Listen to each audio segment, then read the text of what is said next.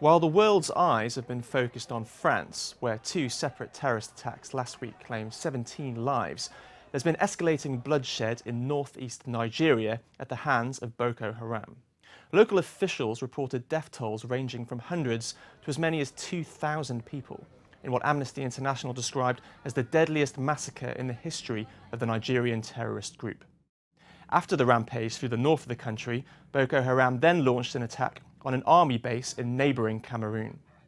Well, in the last week, we've seen Boko Haram capture the town of Baga. This is in northeastern Nigeria near to Lake Chad, killing perhaps 2,000 people, although the Nigerian government is reporting that actually it's more like something like 150 people.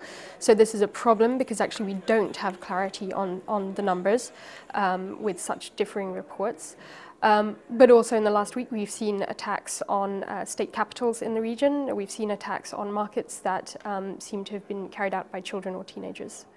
But while the attacks in France dominated the global news agenda, the massacre by Boko Haram failed to make the front pages. There are attacks, massacres, suicide bombs going off on such a regular basis in Nigeria that, in a way, it isn't news in the way that this rather unique event in Paris was. The feeling in the West is that Nigeria is a country very, very far away about which we know little and care less.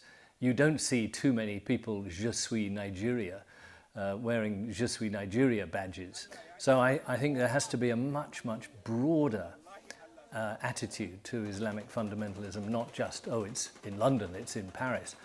Actually, these people have been suffering much longer, and it's time those who are opposed to it actually got together on a global scale.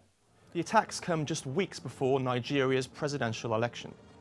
There are fears that the poll could trigger even more bloodshed, and that people in the northeast of the country will be too afraid to go out and vote, raising questions about the legitimacy of any election results.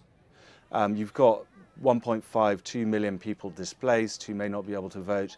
Boko Haram has shown in the last 10 days the extent of its geographical reach, spanning a huge triangle now of the northeast across the border into Cameroon. So actually holding the polls in the northeast of the country, where much of the population naturally supports the opposition, could be a huge logistical challenge. President Goodluck Jonathan's government has yet to make an official comment on the latest Boko Haram attacks. So far, there's little to suggest that the Nigerian state has the situation under control, or that the military in the northeast is up for the fight. The federal government, and in particular Goodluck Jonathan, is coming under a lot of criticism for the management of the security crisis and also for what is actually ineffective communication. Silence on a lot of issues, actually mixed messages, with one agency saying one thing or reporting one number and another saying something else.